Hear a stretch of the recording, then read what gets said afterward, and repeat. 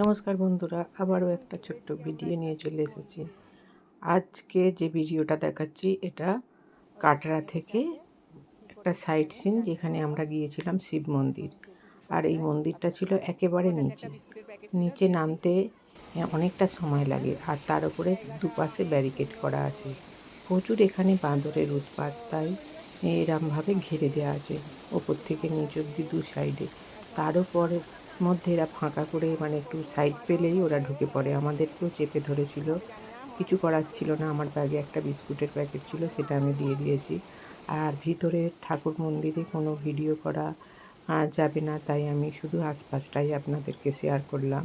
জায়গাটা কিন্তু অনেক সুন্দর। কেউ যদি কোনো সময় বৈষ্ণব দেবী কাটরায় যান তাহলে অবশ্যই এই শিব মন্দিরটায় যাবেন। সাইট সিনে এরা এগুলো দেখায়। খুব সুন্দর মন্দিরটা ছিল। নামতে যতটা কঠিন, উঠতেও ততটা কষ্ট।